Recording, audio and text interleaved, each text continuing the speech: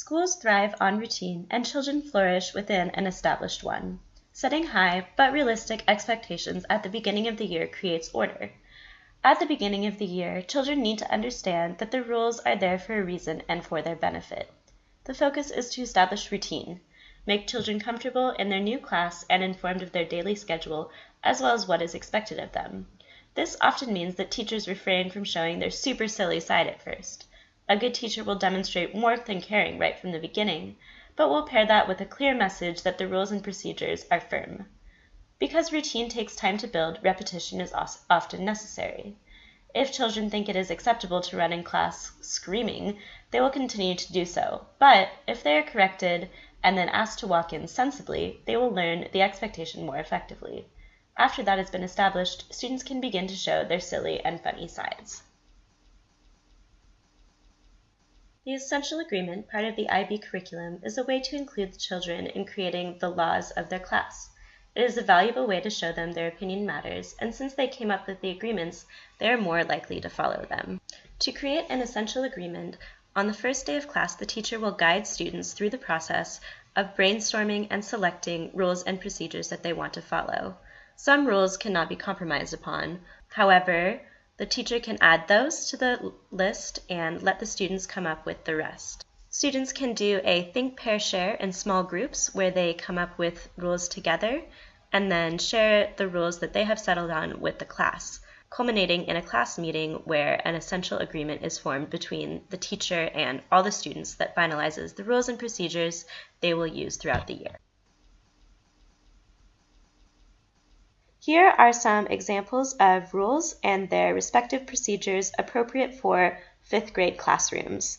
These examples are specifically related to international schools in China. However, they could be applied to any school.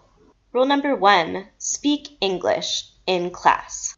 One procedure would be to count the number of times students speak any language other than English. And if the class reaches 3 times speaking a different language, then the teacher will give students assigned seats for at least the rest of the period and until they're able to demonstrate that they can sit with their friends without speaking languages other than English. Another option, which applies specifically to music class, is to allow students to use their native language, but only if they're singing. If they're speaking, they must be speaking English. Rule number 2, come to class prepared. The procedure that goes with this rule is that if a student comes to class and does not have a pen or pencil and must borrow one from the teacher, they may do so, but only in exchange for their shoe. While students hate giving up their shoe to the teacher, it is a great way to teach them to remember to bring pens or pencils, and completely harmless. It also completely prevents the issue of all pens and pencils disappearing from the classroom because a student will not leave the class without their shoe, and thus they will always remember to return the pen or pencil to the teacher. Rule number 3 is observe cleanliness always. The procedure for this rule begins with the teacher explaining to the students why it is important to observe cleanliness always. For example, the teacher can explain that many other classes come through the classroom and touch the instrument, pens, pencils, tables, any materials within the classroom, and if there are germs on everyone's hands, it becomes a public health risk. Once students have a grasp of why this is important, then the teacher can move on to letting them know when they have a runny nose or some kind of problem like that, please go to the bathroom and wash your hands with soap. After a while of explaining and directing the students in this way, the teacher need only say, "It looks like you need to go to the bathroom," for a student to understand the situation at hand, why they should go to the bathroom, and how they should behave in the bathroom to ensure cleanliness.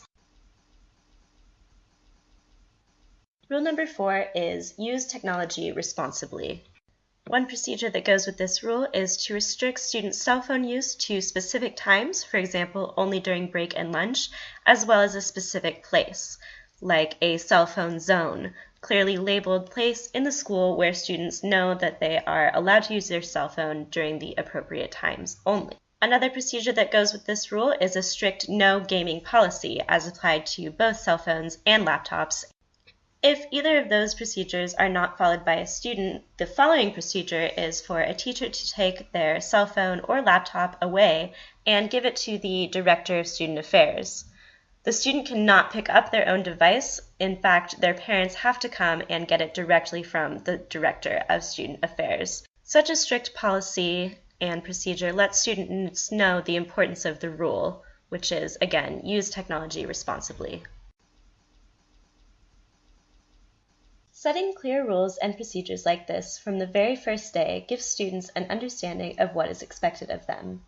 Teachers can involve students in the process and ask for feedback periodically throughout the year, making changes if necessary. Once all these clear expectations have been set, explained, and practiced, you can move on to the course content and the fun stuff. Thank you for listening.